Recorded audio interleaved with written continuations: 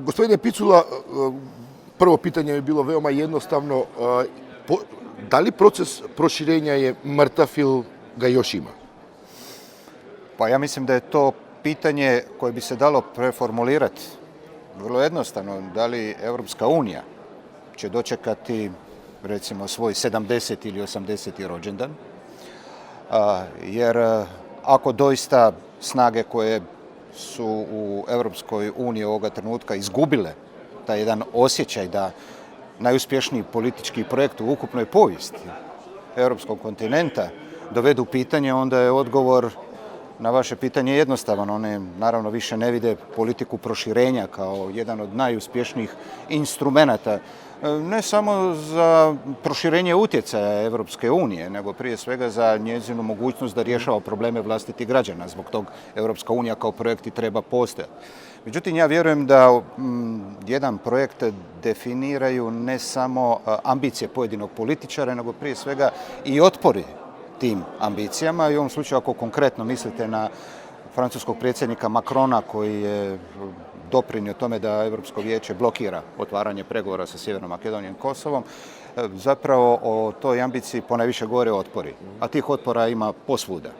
Prije svega ih ima ovdje u Europskom parlamentu, ima ih naravno u Europskoj komisiji, a vjerujem jedan dobar dio lidera zemalja članica Europske unije doista imaju ozbiljne rezerve prema francuskom prijedlogu. Ali je fakat da postoje i oni koji to podržavaju. Svakako. I oni su političari koji imaju svoju agendu i čije interese i ambicije ne treba podcjenjivati.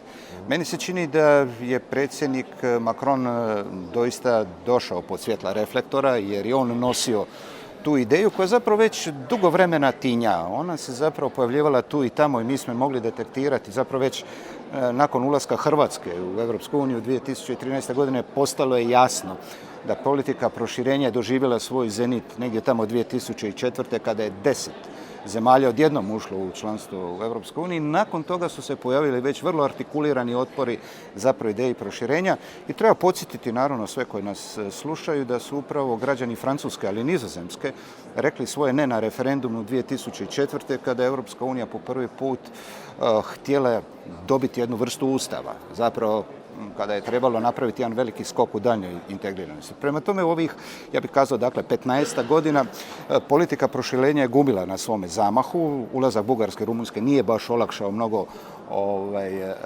razmišljanja o podršci toj politici, ali ovog trenutka mi možemo doista govoriti o tome da možda smo dosegli neki antiklimaks i da sad možemo doista očekivati da se rasprava o daljnjem proširenju Europske unije normalizira, da se ona veže zapravo sa procesom koji je vrlo važan, a to je rasprava o budućnosti Europske unije. Ja očekujem da iste prve rezultate već za 2 godine, na to se obvezala i nova Europska komisija. A da li razumete, da li prihvatate neke od Macronovih argumenata? On juče u Londonu se na dugačko pokušao da objasni svoje pozicije. Na primjer, oko toga da ovaj proces proširenja i metodologija koja se koristi u procesu pregovora, da zapravo i nije baš efikasna. Vi ste izvestila za Crnu Goru. Čini se da ti pregovori sa Crnom Gorom i Srbijom koje vodi Europska unija, da baš i ne daju neke konkretnije rezultate. Pa da li možda u tom smislu Macron ima pravo kad kaže da se metodologija treba promijeniti? U svakom slučaju rasprava je potrebna, jer kao što smo konstatirali u uvodu našeg razgovora, politika proširenja je doista postala u mnogome statična. Ona ima doista prije svega i uvijek imala jedan administrativni karakter, ali riječ je zapravo o jednoj vrsti političke volje da se Europska unija proširi na ono što je do jučer bilo njegovo susjedstvo. Dakle, razgovor o metodologiji je dobrodošao, ali treba podsjetiti ne samo francuskog predsjednika, on to sigurno zna, nego i sve one koji koriste njegove argumente, da sadašnji sustav pregovaranja sa kandidatkinjama nije nastajao u vakumu. To je metodologija koja se mijenjala toliko puta u zadnjih 20 godina. Ona nije statična, ona je zapravo uvijek poprimila neke nove obrise kako se Europska unija u svom pregovaranju suočavala s druge strane pregovaračkog stola sa zemljama koje imaju znatno drugačiju političku, gospodarsku, društvenu, kako god hoćete, drugačije karakteristike. Već sam ulazak Rumunjske i Bugarske je bio jedna vrsta premijere, jer te su zemlje ušle ne bezuvjetno, nego su dobile takozvane mehanizme verifikacije, budući da u momentu ulaska su vladale neka vrsta skepticizma prema njihovim kapacitetima borbe protiv korupcije, organiziranog kriminala, da bi naravno sama Hrvatska kada je ulazila zaključila prije svega poglavlje 23 i 24, dakle temeljna prava, stanje u pravosuđu, funkcioniranje sudstva. Sa istim tim setom je počela pregovore Crna Gora. Dakle, ocjenjeno je da za zemlje koje dolaze na red da budu primljene, da pregovori doista moraju počimati sa poglavljima koje su najosjetljivija i najvažnija. Prema tome, Macron nije u pravu kad kaže da zapravo taj sustav pregovaranja kako ga imamo sad, da je on desetljećima netaknut, on se mijenjao. U kojoj mjeri ga treba sada mijenjati? Naravno, razgovor je otvoren, ali ab ovo, od nule kretati, pogotovo sada kada je riječ kada govorimo o Zapadnom Balkanu, ne o 6 identičnih slučajeva. Mi govorimo tu o 3 para zemalja. Dobro, šta je sad sljedeće? Evo vi kao izaslanik za Zapadni Balkan iz Europskog parlamenta, koja je vaša ideja kako izaći iz ovog sad iz ove limbo situacije u kojoj smo se našli i Evropska unija i Zapadni Balkan? Mnogi narodi na Zapadnom Balkanu imaju istu uzrečicu, a to je da se željezo kuje dok je vruće.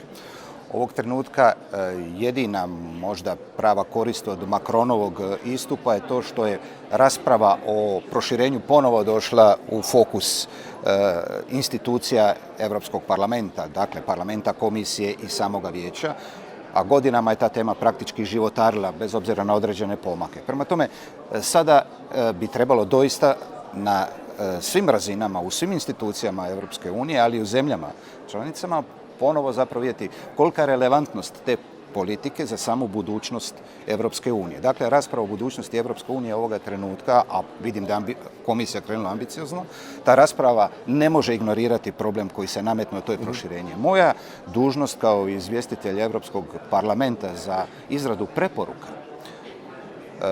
Europskoj vanjskoj službi EAS-u, komisiji i vijeću u ime parlamenta, da prije svega identificirano one točke otpora politici proširenja, da vidimo što nam se zamjera i naravno da na temelju svega ovoga pozitivnog što je ovaj sustav proširenja donio, izradimo naravno preporuke koje će biti prihvatljive ipak svima. Jer kao što znamo, evo vidite, jedan jedini glas u vijeću može blokirati jedan takav proces. Ja ću se potruditi zajedno sa suradnicima i sa svojim sugovornicima da preporučim preporuke koje mogu biti prihvatljive svima. Koja je dinamika, koji je plan? Je li moguće da se do marta nešto napravi na Europskom savjetu u martu, da se ipak dođe do nekog preokreta i da se konačno pošalje taj pozitivni signal prema regiji? Svaki dokument kojeg se mora napraviti u Europskom parlamentu ima svoju proceduru, ali svaki stadij te procedure ima i svoju datumsku odrednicu. Prema tome, dokument na kojem ću raditi, on mora biti gotov negdje tamo do ožujka, odnosno do travnja. I ja vjerujem da ću uspjeti ispoštovati taj rok.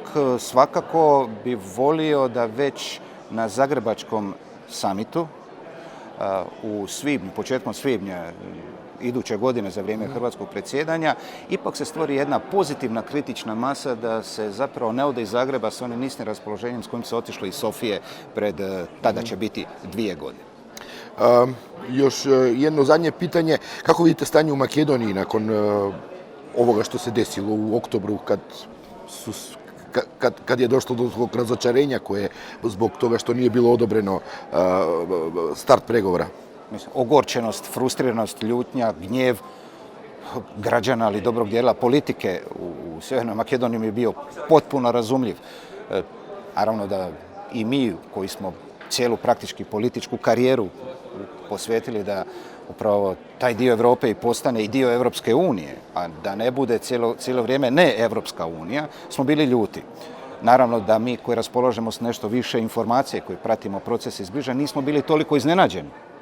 A tu pravo na iznenađenost i srdžbu građani Sjeverne Makedonije svakako imaju. Mislim da je političko vodstvo i vlada Zorana Zaeva povuklo dobar potez.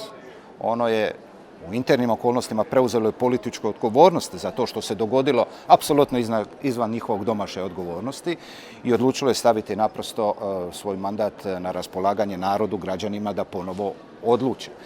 I ja bi doista volio da se u ovih idućih nekoliko mjeseci dogode pozitivne promjene, prije svega unutar Europske unije, ali i unutar Europskog vijeća. Znate, nisu sve institucije u Europskoj uniji iste. Ja sam već pred neko vrijeme konstatirao da postoje snažne indikacije da se u Europskoj uniji zapravo ne usećeljavaju samo političke opcije od lijevoga do desnoga, klasične, populističke, nego da možemo očekivati trenje između institucija. Jer i Lisabonski ugovor je takav da daje različite ovlasti različitim institucijama i sad dolazi do njihovog trenja. Dakle, imate dvije institucije koje su za proširenje, naravno otvorene razgovoru što poboljšati. Komisije i parlament. Imate vijeće, naravno, koje ipak brani prije svega interese zemalja članica i dobro bi bilo, dakle, do izbora u Sjevernoj Makedoniji da situacija bude znatno povoljnija za one koji zapravo od početka ponavljaju jedno te isto i posve opravdano, a to je da je jedina budućnost i Sjeverne Makedonije zapravo u Europskoj uniji. I pregovori moraju početi čim prije i treba naravno otkloniti onu jednu vrstu iluzije da sam početak pregovora ujedino i jamstvo da će zemlja sutradan ući u članstvo Europske unije. Znate, puno se govori o povijesnim datumima. Postoji samo jedan povijesni datum u ovom kontekstu, a to je datum ulaska u Europsku uniju. Hvala vam. Hvala i vama.